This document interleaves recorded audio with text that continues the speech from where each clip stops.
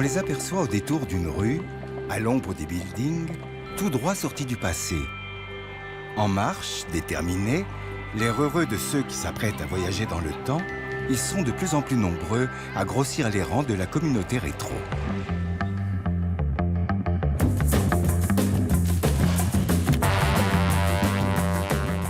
L'esprit des années 20, c'est surtout la joie, l'optimisme, le romantisme et l'élégance.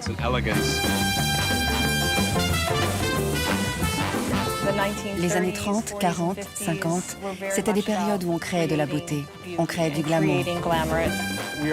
Aujourd'hui, on est devenu accro à ce regard en arrière et au rétro. Ça fait plus de 10 ans qu'il y a du rétro partout. Notre révolution a déjà commencé.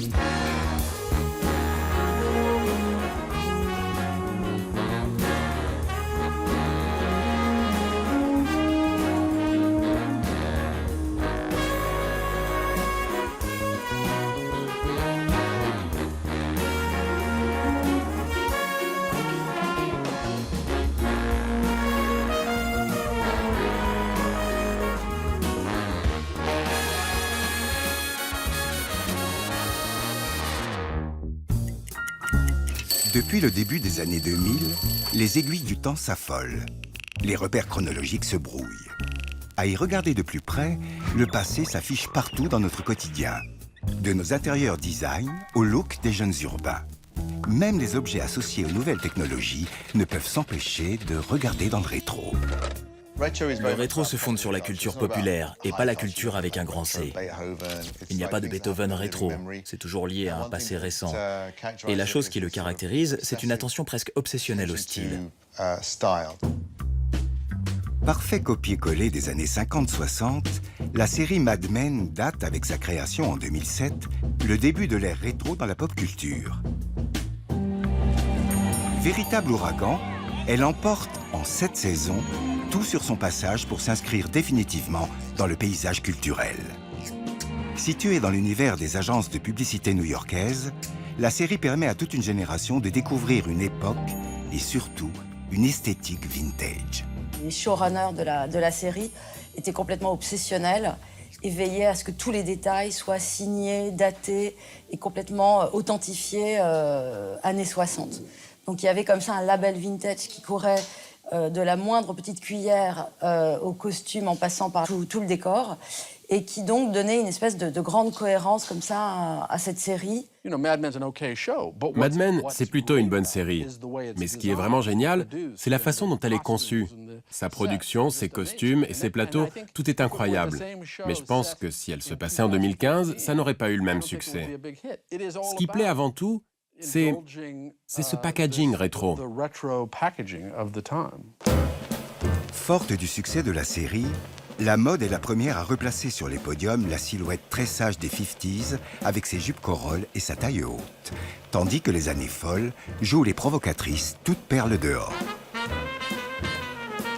Touchées par le virus, les icônes de la pop musique jouent la carte du look rétro, quand d'autres revisitent les tubes planétaires façon années 30.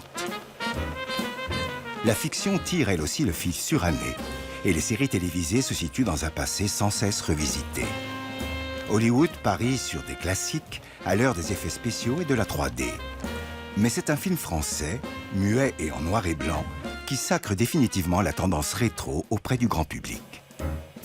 L'idée, c'était de revisiter le genre avec autant d'amour que de malice. Et justement, ce qui est marrant, c'est que en faisant un film aujourd'hui, en prenant en compte, sans chercher à faire un fac-similé, c'est-à-dire en regardant avec nos yeux d'aujourd'hui, en les assumant et en parlant d'une autre époque, ça nous permet par miroir de parler de notre époque.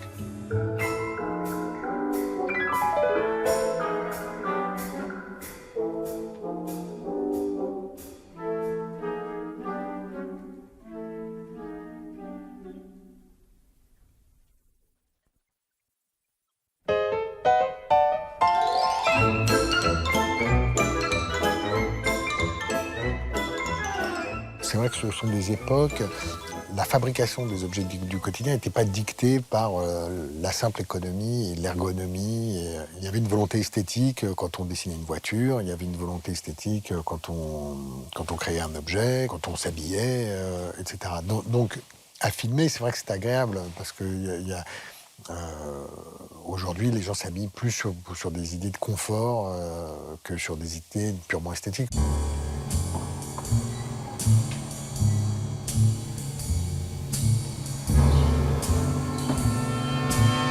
Si cette esthétique influence les réalisateurs, stylistes et autres créateurs, certains ont décidé d'en faire un véritable mode de vie.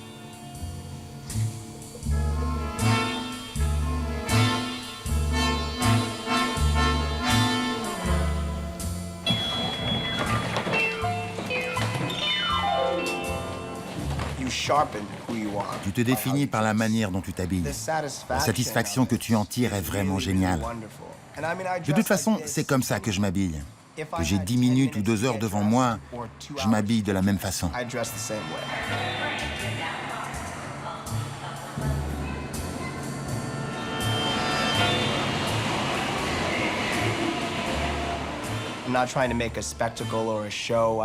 Je ne fais pas ça pour me donner en spectacle.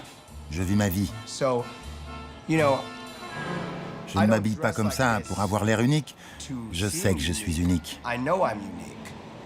C'est ma façon à moi de m'habiller.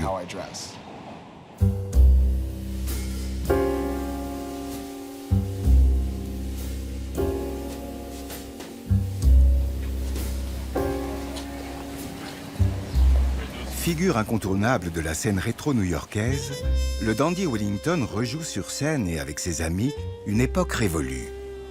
Comme beaucoup de jeunes urbains qui ont choisi de faire un voyage dans le temps, le look est le premier marqueur d'une élégance qui se porte de jour comme de nuit.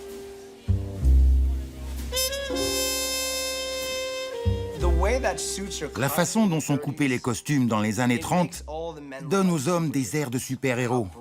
La largeur des épaules, un peu exagérée, la taille resserrée. Ces hommes-là, quand ils se présentent à vous, c'est comme s'ils étaient plus grands que nature.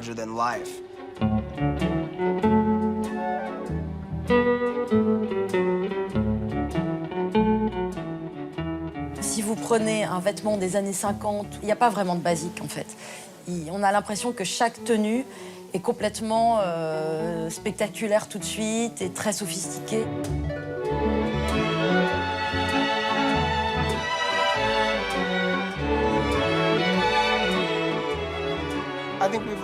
Je pense que nous avons perdu un peu de cette sophistication. Cette façon de se présenter est devenue rare. Aujourd'hui, les gens portent des costumes sans vraiment avoir envie d'en porter. Ils les portent pour travailler.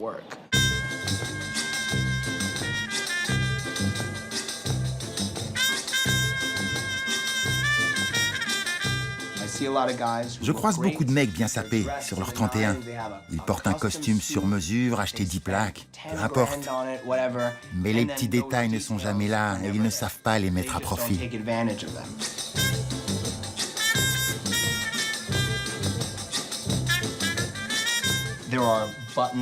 Tu vois, il y a des boutons, il faut savoir s'en servir.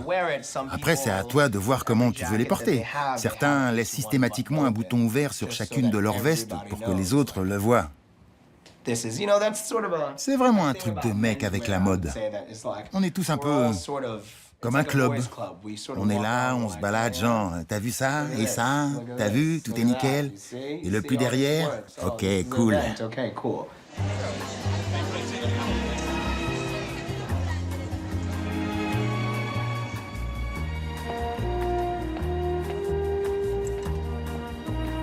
Pour vivre au plus proche d'un passé dont on rêve, acquérir des pièces qui ont traversé le temps reste le must. Pour les adeptes du rétro, le vintage garantit l'authenticité d'une consommation 100% originale. C'est vrai que le vintage vous donne en plus l'avantage de fréquenter des circuits parallèles. Vous n'allez pas dans les magasins où tout le monde va. Vous allez chiner, vous allez dans les brocantes. Vous avez l'impression d'échapper au troupeau. En piochant des éléments partout à travers l'histoire, on crée son propre look, un look que personne d'autre n'a. Donc, d'une certaine manière, on résiste au conformisme et au consumérisme que l'industrie de la mode essaye de nous imposer. Aujourd'hui, on est tellement dans une uniformisation de la mode, globalisation de la mode. tout le monde, que l'on habite dans un petit village ou une grande ville, que l'on habite à New Delhi ou à New York ou à Londres ou à Tokyo, enfin, tout le monde peut trouver exactement les mêmes choses. On est dans la production en série sans limite. Les vrais accros de la mode, les vrais accros du shopping, ce qu'il leur reste pour les griser, c'est la recherche de la pièce rare, la pièce unique, donc la pièce vintage.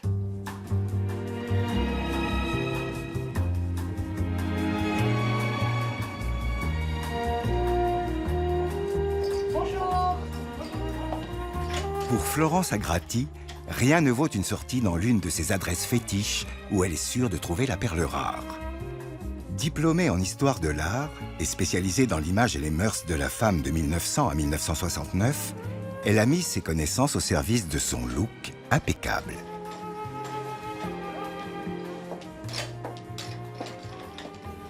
Ah, dis donc, ils ont des super trucs à les folles. Ça, c'est rare à trouver. Waouh! Ça veut dire que tout le monde cherche la robe Break Gatsby. Alors là, on en a une vraie, mais alors qu'est-ce que c'est fragile, on le voit déjà ici. Souvent, c'est difficile de porter des vraies robes années folles d'époque. C'est pour ça qu'il y a beaucoup de filles qui achètent des reproductions, parce que le travail de perle est vraiment trop fragile. Alors si tu veux danser avec... D'ailleurs, les chaussures avaient des talons pas très hauts, parce que pour pouvoir danser le Charleston, qui est une danse très énergique, on ne pouvait pas se permettre le talon aiguille. Le vintage a pris du galon, c'est-à-dire qu'il est devenu un critère de distinction.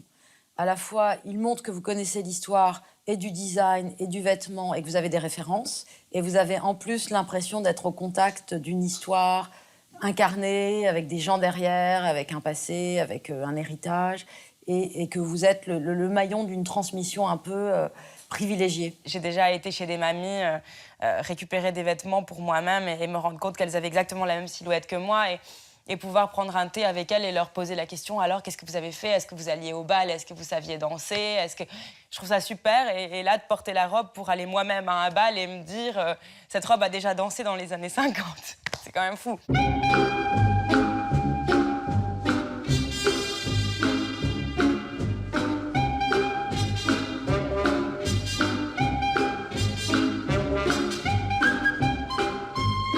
C'est assez étonnant de voir des jeunes filles aujourd'hui acheter des robes originales des années 50 ou 60 qui n'ont absolument pas bougé, dont l'étiquette est restée, la couleur a conservé sa teinte d'origine quasiment.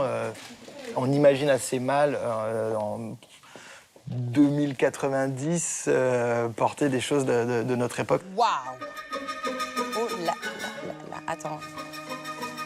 Si je rentre là-dedans, là j'ai trouvé la perle rare.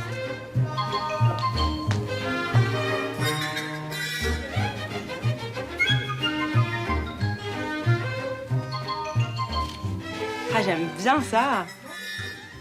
Quand j'ai commencé à avoir des formes, je ne correspondais pas aux tailles standards. C'est-à-dire que je portais peut-être, je ne sais pas, un 38 en haut et un 42 en bas. Je me rappelle d'être allée dans les grands magasins et de pleurer dans les cabines parce que lorsque je mettais une robe, c'était trop petit en bas ou trop grand en haut. Enfin bon, ça n'allait pas. C'était pas vraiment la question d'être grosse ou maigre, c'était seulement que ma silhouette ne correspondait pas aux standards actuels. Et franchement, je pense que j'en ai beaucoup souffert. Un truc super à faire, c'est de trouver un modèle qui a la même silhouette que la vôtre. Si vous êtes fine et svelte avec de petits seins, il faut plutôt regarder du côté des icônes des années 20 quand c'était la mode. C'est là que vous trouverez de vraie beauté. Si vous avez un physique à la Rubens, il y a aussi plein d'époques où les formes étaient synonymes de beauté et de sensualité.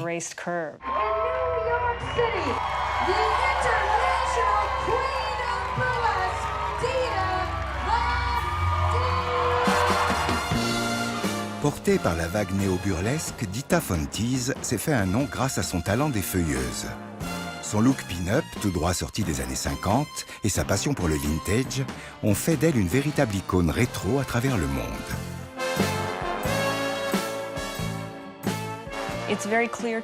C'est très clair pour moi que les années 30, 40, 50 étaient vraiment des périodes où on créait la beauté où on créait le glamour. Ça n'avait rien à voir avec le physique. Moi, je suis une blonde ordinaire d'une petite ville rurale du Michigan. Il y a plutôt une fille très normale sous tous ces trucs que j'ai appris à utiliser. Mais je me suis dit que je pourrais être plus comme Marlène Dietrich, comme Rita Hayworth ou encore Betty Grable. Je me dis que beaucoup de femmes aujourd'hui, surtout les jeunes, comprennent qu'elles peuvent faire la même chose. Et c'est pour ça que c'est populaire.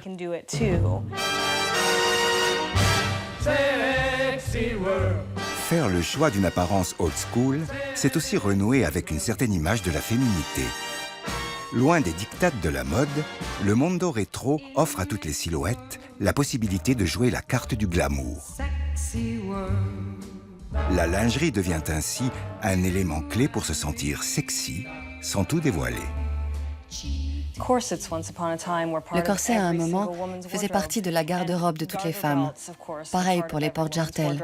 Et ce n'était pas considéré comme original, ni fétichiste, ni osé ou raffiné. C'était normal. C'était ce qu'on portait. Et aujourd'hui, il y a un retour intéressant de ces accessoires considérés comme fétichistes ou sexuels, comme le corset ou le porte-jartel, mais vus différemment. Quand on choisit de s'habiller vintage, on a tout de suite en plus la distinction sexuelle qui est opératrice tout de suite. C'est-à-dire qu'on sait très bien ce qu'est un vêtement masculin et ce qu'est un vêtement féminin, ce qui n'est plus tout à fait le cas aujourd'hui, où les marques et le design vestimentaire jouent beaucoup sur l'unisexe, jouent beaucoup sur les frontières qui se brouillent entre le masculin et le féminin. Tout le monde s'habille pareil, hein. À l'époque, c'était impossible. Les femmes mettaient des robes et les hommes mettaient des pantalons, point. Les rôles masculins et féminins sont très clairement distincts. C'est-à-dire que tant physiquement que psychologiquement que socialement, les femmes et les hommes ont des places différentes et très opposées.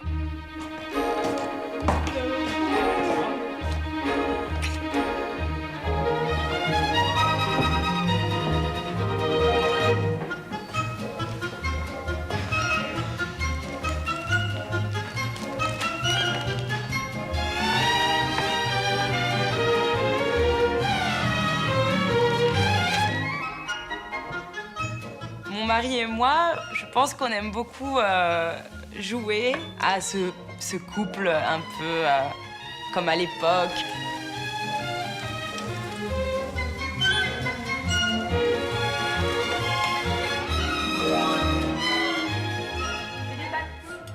Il faut pas croire que parce qu'on aime la culture rétro ou parce qu'on aime s'habiller rétro, alors on est complètement engrainé dans un système machiste et anti-féministe, mais pas du tout, ça n'a absolument rien à voir, on est un couple normal. Moi, je sais bien faire la cuisine. Donc, logiquement, c'est plutôt moi qui vais faire la cuisine. Par contre, je ne fais pas la vaisselle. Parce que ça m'abîme les ongles.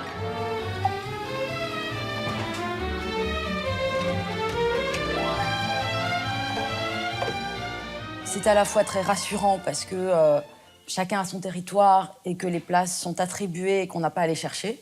Mais ce serait très angoissant si on n'avait pas connu la suite, c'est-à-dire la libération des mœurs et la libération de la femme en particulier, et que cette attribution de place a quelque chose de rassurant pour une société qui cherche ses marques, qui flotte entre le genre, le sexe, qui ne sait plus très bien, et qui est habituée maintenant à être dans le transgenre permanent, ce qui est à la fois très libérateur, mais aussi un peu anxiogène.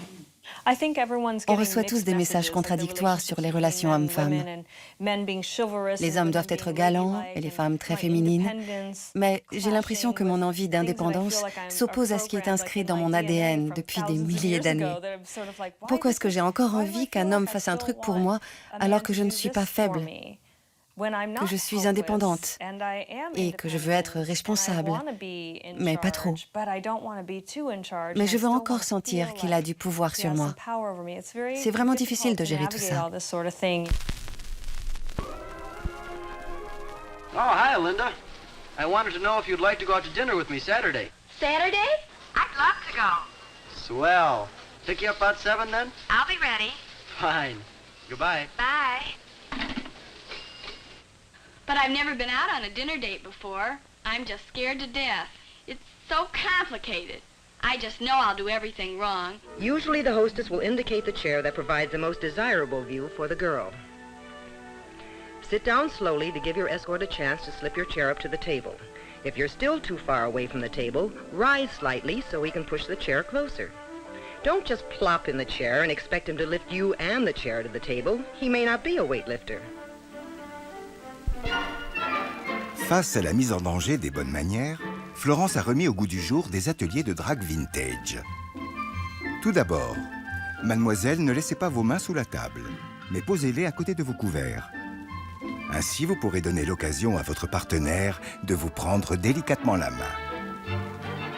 Quand votre invité parle, souvenez-vous, monsieur, que ces sujets de conversation sont plus importants que tout. Si votre téléphone portable vibre dans votre poche, ce n'est pas le moment opportun pour le consulter. L'utilisation du smartphone est d'ailleurs totalement prohibée lors d'une soirée en tête-à-tête. Je suis absolument séduite par un homme qui est poli. Cette politesse qui n'est plus. À un premier rendez-vous, tenir la porte, tirer la chaise, des choses comme ça, des choses qui sont anodines, qu'on voit même plus dans la société actuelle, parce que tout va vite, parce que les rapports se font sur les réseaux sociaux, parce que t'as plus le temps de te voir en vrai, t'as plus le temps de te poser la question si la personne qui est en face de toi est à son aise et prend du bon temps. On est dans une société qui va tellement vite que cette politesse, cette prise de temps, cette patience, pour moi, c'est le summum de la séduction.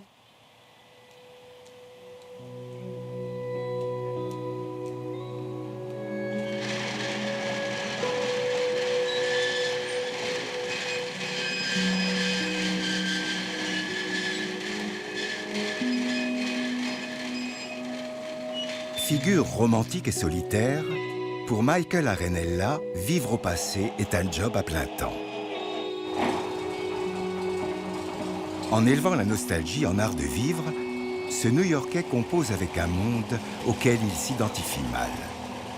Faire un pas de côté, retourner à l'essentiel pour mieux vivre le présent, c'est ce qu'il fait au quotidien.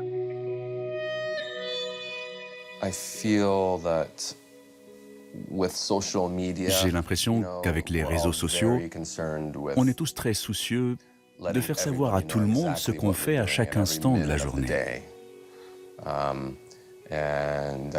Et je trouve ça un peu vulgaire et pas très romantique.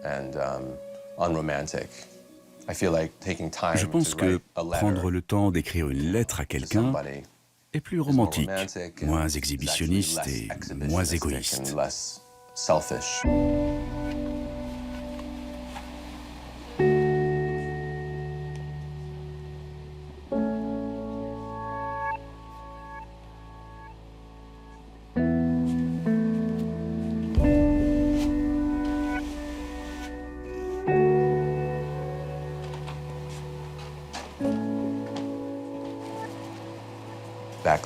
Avant, on avait plus de patience et les choses prenaient plus de temps.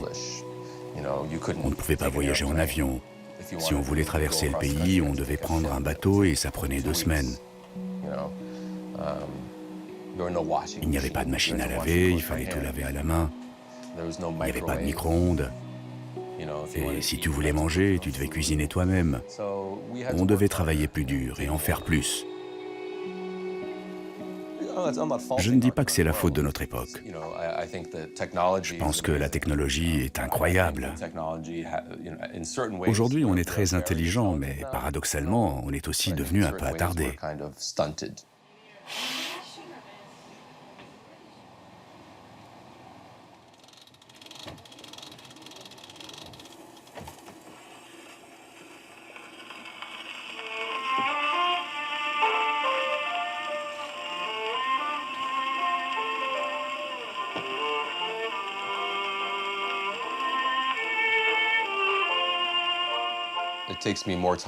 Tout me prend plus de temps, évidemment. M'habiller, écrire de la musique. J'écris toute ma musique à la plume. Je n'utilise pas d'ordinateur. Mes voitures sont vieilles, elles ne roulent pas vite. Je ne peux pas prendre l'autoroute et je suis obligé de prendre les petites routes. Je vois du paysage, je profite du rythme plus lent. Ça me prend plus de temps, mais j'en vois plus.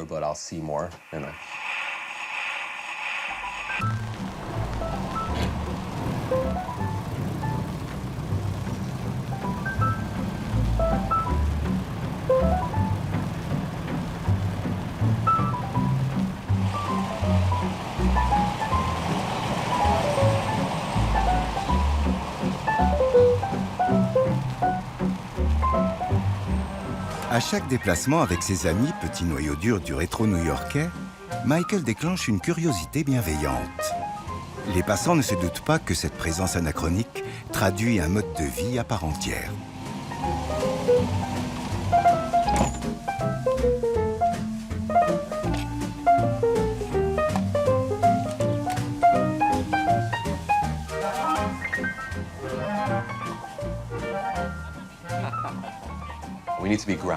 On a besoin d'avoir les pieds sur terre. Et on a besoin de se souvenir qu'il y a plus dans la vie que la technologie, le travail et l'innovation. Parfois, c'est sain de se déconnecter, de se laisser porter, d'apprécier la vie.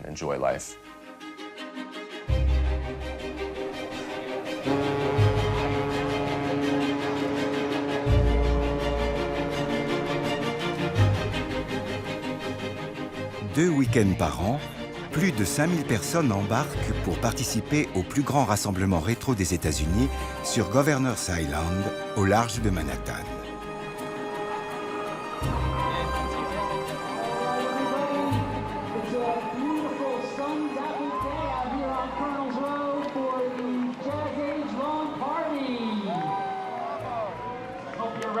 Bring up the man who's brought this wonderfully charming event to you over the last 9 years, Michael Arenella and his Dreamland All-Star.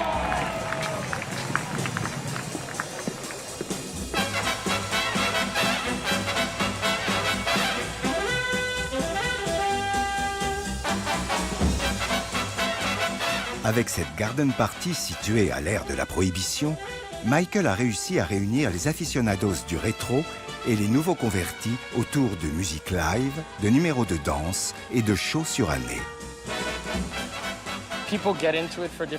Les gens viennent ici pour différentes raisons.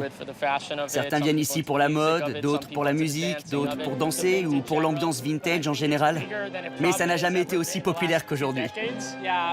Oui, grâce à des trucs comme le film Gatsby le Magnifique. Et il y a aussi un vrai retour de groupes qui jouent cette musique à New York. J'ai l'impression que c'est en train d'exploser.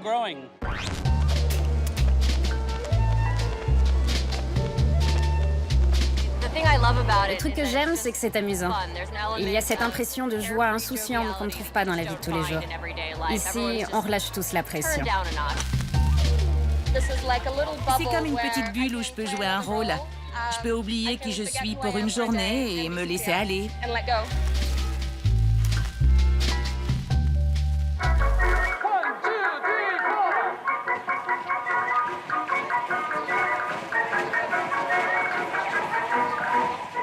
Varying degrees of hoppiness. So on some we're getting it pure, and for others we're getting a very subtle hop. So we gotta find sort of a happy place in the middle where it just sort of levels out. Okay, take a partner. Let's start little by little, please.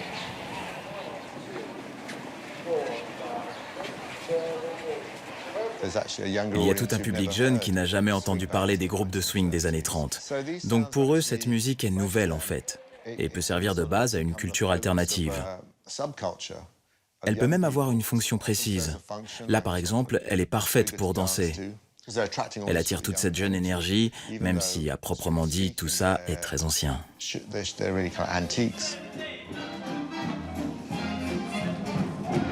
À Paris, l'école Brothers Swing ne recrute pas chez les seniors. La moyenne d'âge des élèves est de 27 ans et la demande toujours plus forte. En moins de 5 ans, le nombre d'élèves est passé d'une trentaine à pas moins de 800. Si je te vois au fond de la classe, tu vois pas là, alors on se fait encore 50 fois là, on va dire Ok, super, ça tourne follow. Touch. Yes. Cool. Le type de cours que l'on donne dans notre école sont des cours qui tournent autour des danses swing, les danses des années 30, et particulièrement le Lindy Hop et le Charleston.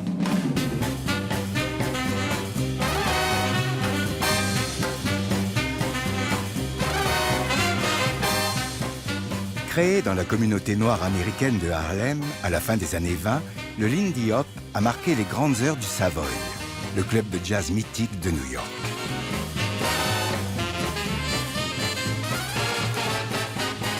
Ce sont des mouvements à la base qui ne sont pas hyper compliqués, donc on rentre vite dans l'action.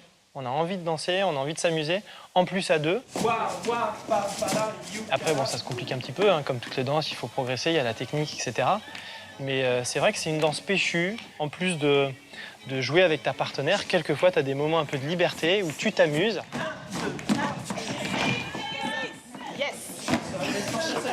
L'essence même de la danse, c'est la joie et la bonne humeur. Nous, on n'enseigne pas la danse pour que ce soit morose.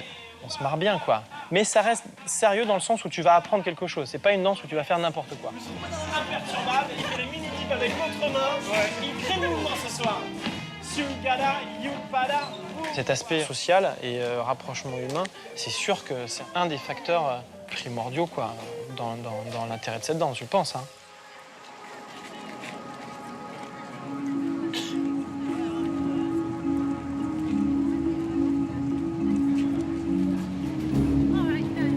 Pendant ce temps, à Londres, la jeunesse anglaise rejoue un épisode bien connu de son histoire.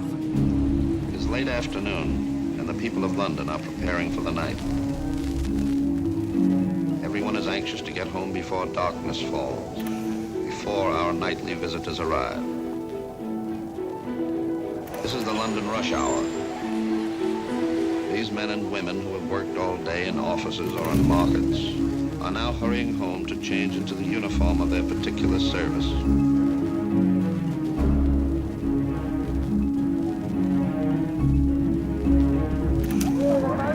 Une fois par mois, on détourne les codes du Blitz, la campagne de bombardement éclair menée par l'aviation allemande sur la ville de septembre 1940 à mai 1941.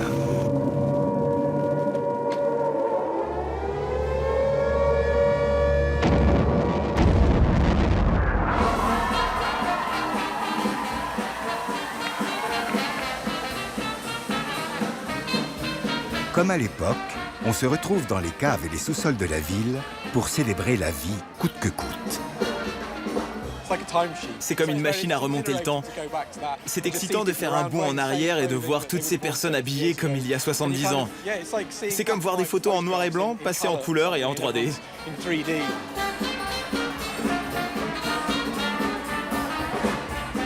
C'est une drôle d'époque à fêter. Tu vivais le moment présent. Tu ne savais pas ce qu'il allait se passer le lendemain, donc tu profitais de la nuit. L'idée, c'est de revivre une époque où il fallait tirer le meilleur de ce que tu avais. Comme ramener de la nourriture dans une cave, sous le bruit des bombes, et danser avec de la musique. Et tirer le meilleur d'une situation si difficile. Et malgré tout, ils mettaient leurs plus beaux habits. Tu n'avais pas le choix. Soit tu t'enfonçais dans l'horreur, soit tu profitais de chaque instant, et je pense que ça parle à beaucoup de gens aujourd'hui.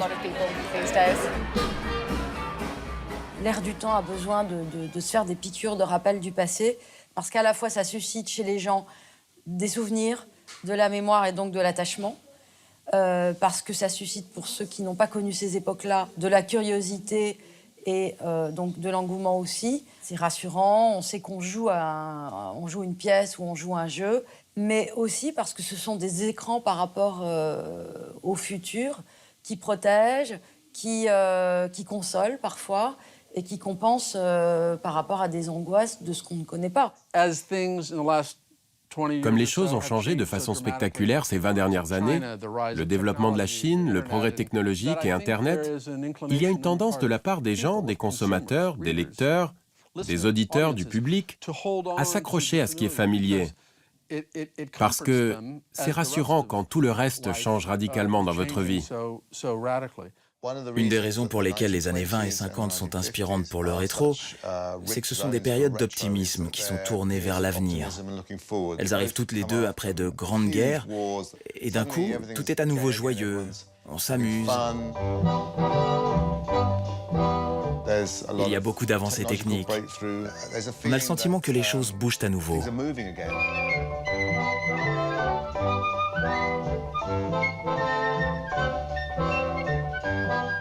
The way things look as well as the way they perform, our homes acquire new grace, new glamour, new accommodations, expressing the freedom of individual choice.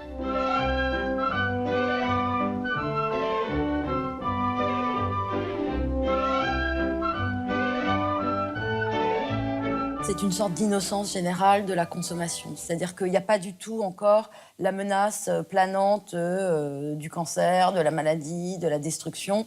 Tout ça est encore un peu innocent. Tu ne peux plus fumer, tu ne peux plus boire, tu ne peux plus te droguer, tu ne peux plus faire l'amour. Sauf si nous, on te dit que ça, c'est bien, que ça va te faire du bien. Voilà, il faut toujours penser à la santé, il faut penser à la société, il faut être productif. Il faut plaire à tout le monde, mais il ne faut pas être excentrique. Le rétro offre une façon aux gens normaux d'échapper pour un instant de tout ça.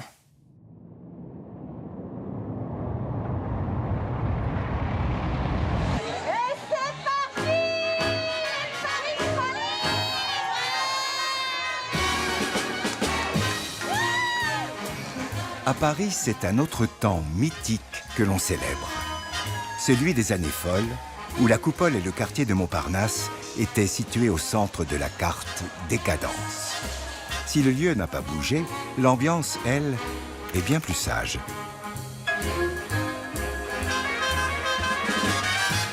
Le Charleston, on montrait ses jambes alors qu'on les avait jamais montrées avant. On sautait comme des dingues et dans tous les sens, on buvait beaucoup. Les gens devenaient fous, d'ailleurs. À Paris, tous les cabarets faisaient fureur dans les années folles, et notamment aussi beaucoup les cabarets lesbiens, comme le Monocle chez Moon, qui existe toujours. Et c'est vrai qu'à l'heure actuelle, il y a aussi un grand engouement pour ce genre de fêtes dans lesquelles on se lâche. Donc, en dehors de l'aspect danser à deux, la séduction, etc., il y a aussi certaines soirées dans lesquelles on va pour vraiment se grimer dans des personnages libres, déjantés, décadents.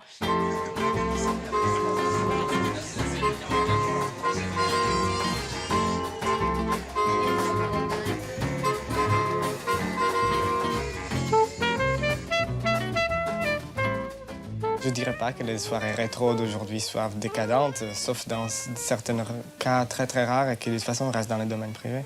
On ne peut plus s'amuser vraiment comme à l'époque tant qu'on est dans un lieu public. Après, oui, bien sûr qu'il y a une petite partie de ces gens qui cultivent une certaine décadence. Ça va avec une certaine art de vivre.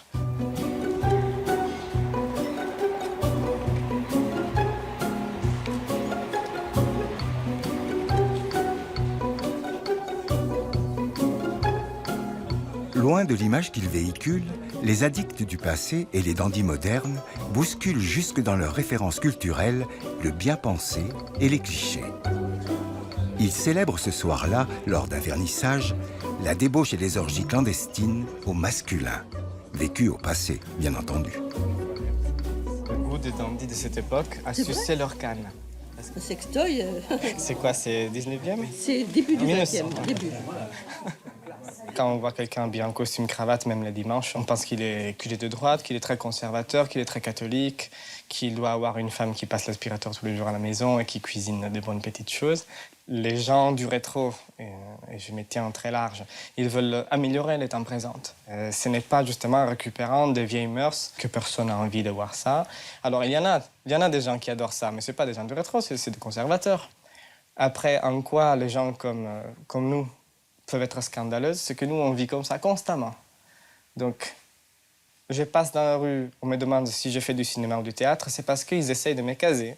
Ça les rassure, ça. Ils se disent, oui, mais lui, il est un acteur. Vous êtes artiste? Oui, je suis artiste. Ah, heureusement, je pensais que vous étiez fou. Mais, en effet, oui, peut-être.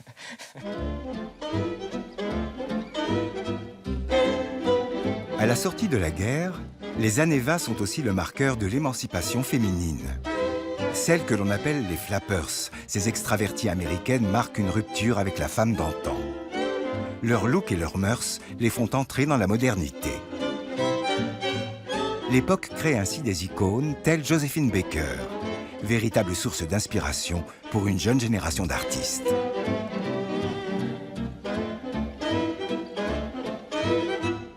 Les flappers, puis Joséphine Baker, qui était la flapper girl par excellence, c'était les punks des années 20. Elles se sont mises à se couper les cheveux courts et les gens disaient « Quoi, une femme avec les cheveux courts ?» Et elles se sont aussi mises à fumer. Évidemment, là, c'était encore aussi « Oh mon Dieu !» Et puis elles buvaient de l'alcool, elles traînaient toute la nuit dans les bars et les bistrots. Et là encore, oh mon Dieu! C'est là aussi qu'elles ont commencé à porter du maquillage. Donc elles ont vraiment tout fait pour dire haut et fort « Regardez-nous bien, avec nous maintenant, c'est fini. Nous ne voulons plus incarner ce cliché de la femme qui est là, au service de l'homme. »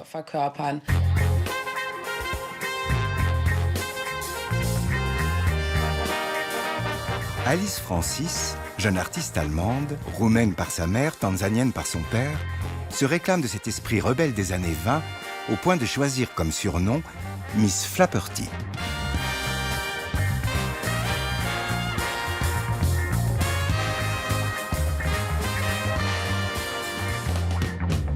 Signée par une multinationale du disque, elle ne s'embarrasse pas des frontières du genre musical et dépasse aujourd'hui la sphère du rétro avec un son qui réunit passé et présent. Je pense que, comme tout artiste en général, ou musicien, j'ai un large éventail d'expériences dans lequel je peux piocher. J'ai fait du rock, de la pop, de la soul. J'ai fait toutes sortes de choses. Mais cette façon jazzy de chanter, c'est quelque chose qui me correspond vraiment. À chaque fois qu'on m'a demandé de chanter quelque chose, c'était toujours ça qui venait.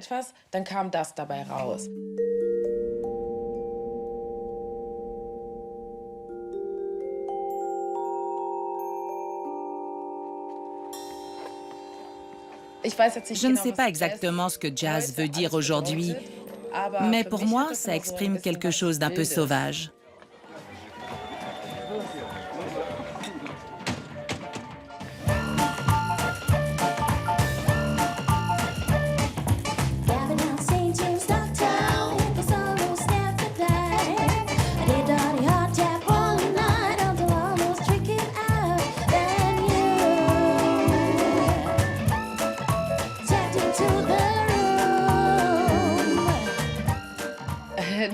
Le néo-charleston, c'est le nom qu'on a donné à notre musique. Car le charleston, c'est cette mélodie sur laquelle Joséphine Baker a fait cette danse folle, avec les jambes en X et en O, ce qui l'a rendue populaire d'ailleurs. Et c'est aussi devenu une manière de vivre. Alors je me suis dit, tiens, on va l'appeler néo-charleston. Et puis, on a découvert plus tard qu'il y avait des gens qui faisaient un peu la même chose partout dans le monde et qu'ils appelaient ça de l'électro-swing. Hier encore confidentiel, l'électro-swing attire aujourd'hui les foules. Ce genre hybride a envahi les dance floors. Si certains comme Alice et son producteur Goldilocks composent de nouveaux morceaux, d'autres puisent dans des originaux de swing samplés avec un beat électro. Un des éléments caractéristiques de la musique au XXIe siècle, c'est qu'il n'y a pas de nouveaux genres, comme l'électro ou le hip-hop, qui ont émergé et se sont imposés. Au lieu de créer un nouveau son qui définirait notre époque, on reprend des sons qui viennent du passé. On les déforme, on joue avec et on crée des mélanges bizarres, teintés d'une nostalgie quasi obsessionnelle.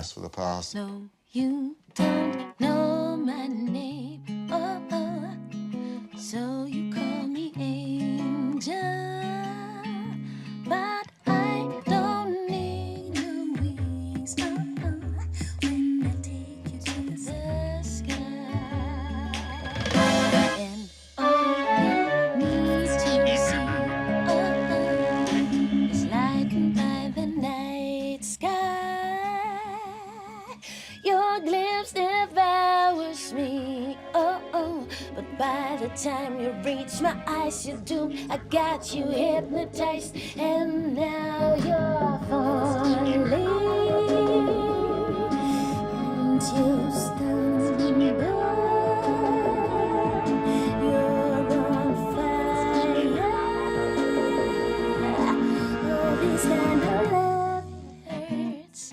L'originalité est presque devenue un concept démodé. On a de plus en plus l'impression que la pratique artistique est basée sur l'emprunt, le remodelage. Il y a beaucoup de débats sur le fait que tout est remixé. Maintenant que nous avons Internet, ça nous permet, grâce à YouTube et bien d'autres sites, d'accéder à plein de vieilles photos, tout un tas de vieux films et d'anciennes émissions de télévision, et d'écouter tout un paquet de vieilles chansons. Donc en fait, cette nouvelle forme de technologie, moderne, incroyable, contemporaine, le numérique, ça nous permet de voir comment étaient les choses avant. Et sans vouloir tout critiquer ou dénigrer, c'est plus simple de reprendre des éléments du passé que de créer quelque chose de véritablement nouveau. Le truc avec le mot rétro, c'est que c'est l'opposé de mots qui ont le suffixe pro dedans. On pense au mot progrès, à l'inverse, on pense à rétrogression, qui implique quelque chose de négatif. Cette nuance péjorative montre qu'on est à l'opposé de ce qu'on devrait faire, c'est-à-dire se tourner vers le futur, innover, aller de l'avant. Qui peut encore croire qu'on peut créer quelque chose de nouveau quand tout a déjà été fait? Donc prenons les choses du passé et refaisons-les différemment.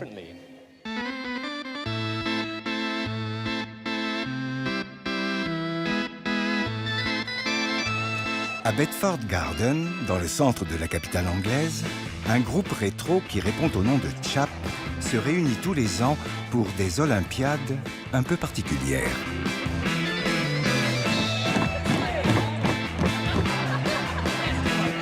Ici, les jeux les plus excentriques et improbables sont pratiqués. De la joute de parapluie au tout sauf tennis, en passant par le fameux volley melon. I imagine the rules of actual volleyball apply. I only wish I knew what they were. Dans les années 30 et 40, l'idée du sport amateur était très présente, très à la mode. Ça ne tournait pas autant autour de l'argent. Alors évidemment, les Olympiades des Chaps ne proposent pas de vrai sport au sens conventionnel du terme. Mais on cherche plus cette passion, cette idée de faire quelque chose juste pour le plaisir de le faire, et non pour un truc aussi banal que l'argent. Brace yourselves. Ready and go. The handful of seamen. Come on,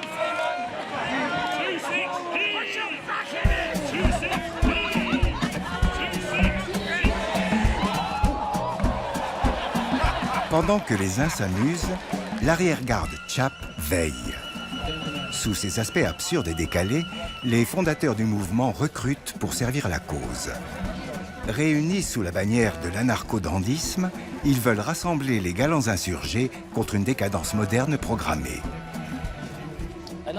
L'anarcho-dandisme est une sorte de nouvelle philosophie, de mouvement politique, de contre-culture situationniste, de mouvement dadaïste, où nous reprenons le concept du gentleman anglais, considéré comme élitiste, snob, lié à l'argent ou à la classe sociale, et on s'en débarrasse pour ne garder que le meilleur.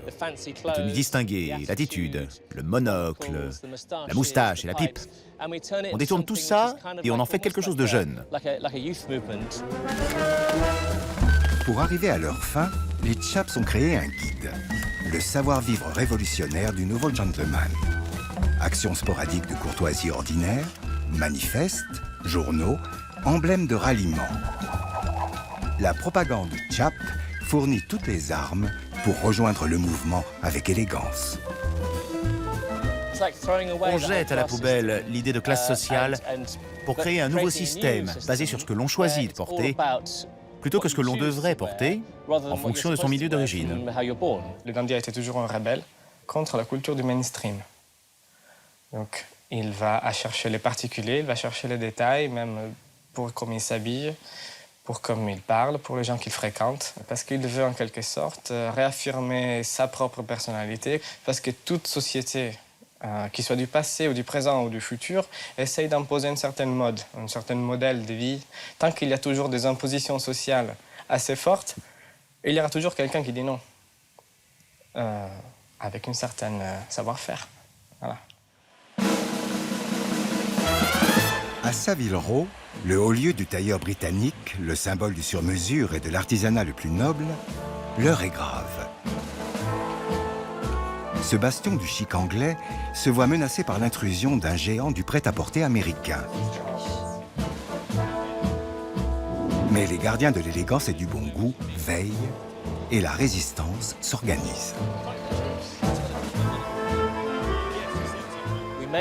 On a peut-être l'air de gentlemen de la haute société, mais on descend dans la rue pour manifester contre Starbucks, Gap, Nike et toutes ces grandes marques. Parce que nous pensons qu'elles font partie de ce qui détruit l'intégrité des Anglais. Pas juste des Anglais, mais plutôt de la culture en général, de la mode, du style, de l'individualisme. C'est donc la façon qu'on a choisie, si vous voulez, de dénoncer des choses qui devraient mettre tout le monde en colère.